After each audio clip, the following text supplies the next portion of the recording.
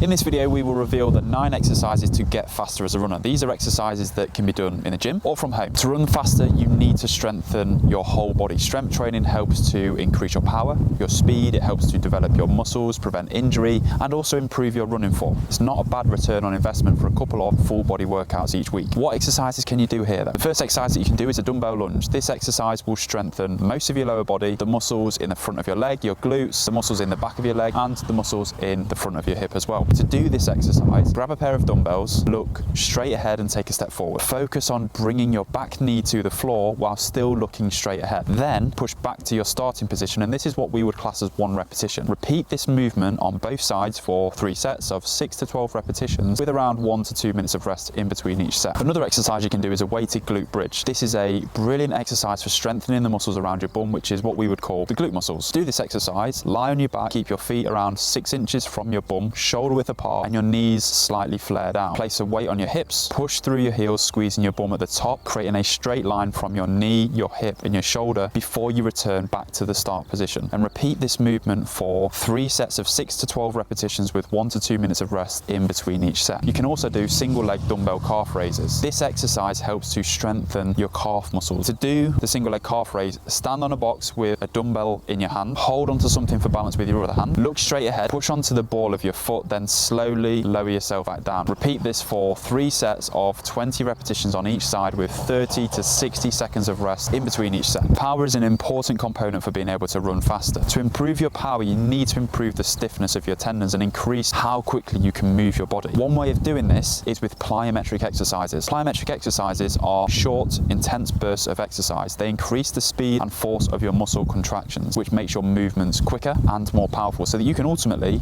run faster. Here are a few plyometric exercises that you can do. The first one is what we call ankle hops. To do this exercise with your hands on your hips, focus on generating power from your feet and your calves. Think about getting as high as you can off the ground and also spending as little time on the ground as possible. The ground contact should be fast, landing on the balls of your feet. Think about being as springy as possible when you're doing this exercise. For this one, try 3 sets of 5 repetitions with 2 minutes of rest in between each set. You can also do a depth jump. This is another great plyometric exercise for runners. This helps to improve your eccentric strength, which is where we produce the most amount of force, but it's also a weak link for a lot of runners, and they tend to lack eccentric strength, which increases the risk of injury, one of the most common areas being the hamstrings. To do a depth jump, get a box, and this can be anywhere from 6 inches all the way up to 50. In the early stages, start with a lower height box, and you can gradually increase from here. Stand on the top of the box and drop off the box slightly forward. As you get to the bottom, hit the ground as softly as possible, and then very quickly jump maximally. Common mistake is to jump straight up here. Try and jump slightly forward. If you think about the angles of when you're running, you're never producing force into the ground that's directly upwards. Otherwise, you'd just be running on the spot. You are producing force slightly forward. Replicate this here too. For this exercise, try 3 sets of 5 repetitions with 2 minutes of rest in between each. A straight leg bound is another great plyometric exercise for runners. This improves your hamstring strength, and it also helps to reduce the risk of injury to this area as well. To do this exercise, keep your torso upright and your back straight. Swing your arms from the top of your shoulder past your hips. Keep your legs fairly straight as you create a scissor-like motion when you're doing this exercise. Focus on striking the ground with your forefoot and moving as fast as possible. Try this exercise 3 times for 20 meters, which is roughly 22 steps with 2 minutes of rest in between each set as well. A step on from bodyweight and plyometric exercises are exercises where you use a light weight while you're still trying to move fast. You don't need loads of weight here as you are still trying to move fast, and if you do try and lift too heavy here, you are going to run the risk of injury. So like I say, keep the weights light. The weighted squat jump. This is a great exercise to increase the power in your lower body. To do a weighted squat jump, stand in front of a box with a couple of dumbbells or kettlebells. We'd recommend starting with a lower height box and building up from here. So to do the exercise, take a deep breath and hold it in. As you jump up and onto the box, breathe out with the aim of making your landing as soft as possible. Do this exercise for 3 sets of 5 repetitions with 2 minutes of rest in between each. A common mistake that we see here is thinking that more box height equals more power. This isn't the case, as you end up in a deep squat position just to get onto the box, which then compromises your eccentric strengthening part of this exercise. To do this exercise, try 3 sets of 5 repetitions with 2 minutes of rest in between each. Another exercise that you can do is the dumbbell squat jump. To do a dumbbell squat jump, grab a dumbbell in each hand with your arms hanging by each side. Stand with your feet shoulder width apart, looking straight ahead and your core engaged. The easiest way to keep your core engaged is to imagine that somebody's about to punch you in the stomach. Take a deep breath in, squat down into a quarter squat, and then quickly explode up, breathing out as you do so. Keep your landing as soft as possible, let your knees absorb the force by bending them slightly as well. Do this for 3 sets of 5 repetitions with 2 minutes of rest in between each. Another exercise that you can do is the med ball slam. A lot of the exercises will focus on your lower body, but if you don't have a core that is strong and able to quickly transfer force throughout your body, you will lose energy that can't be transferred from your arms to your legs effectively, and vice versa, because your core isn't strong and powerful. So to overcome this, you can do some med ball slams. To do a med ball slam, stand upright with a medicine ball in your hand. Grip the ball firmly, extend your arms by bringing the ball over your head, engage your core and throw the ball down to the ground, bending your knees slightly as you do so. Pick the ball back up and repeat for 3 sets of 5 repetitions with 2 minutes of rest in between each. So that's 7 exercises that you can do to run faster. But how do you make sure that you're making consistent progress with the running exercises that we've just mentioned? You have a solid workout plan and you measure if you are actually improving. How can we do this? Do these exercises twice a week consistently. Have a deload in your training every 4th week. This is where you have a week that is less intense. Lift less weight, do less reps, take more rest, do less sets. Over the weeks, look to increase the weight that you are lifting and the reps that you're doing. These are a few easy ways to structure your workout routine. How do we know if we're actually improving? Run your chosen distance at race pace before you start this kind of training. Then 8 to 12 weeks later, do the same again. Were you faster? So that's one way you know if you are actually improving and running faster. What you can also do is start logging the height of your box that you're jumping from and to. You can log the weights that you're lifting each week, and with time, you'll start to see these progress. By doing everything that we spoke about here, you'll build the strength and the power needed for faster running, and you'll improve your overall running economy, making each mile feel smoother and more efficient with a lot less effort. 7 exercises that you can use to help yourself run faster. If you found this video useful, like and subscribe, and in the comments below, let us know what you'd like us to cover next on this channel. And now that you've got 7 exercises to run faster, what can you do to do so without getting tired? Click the video here to find out.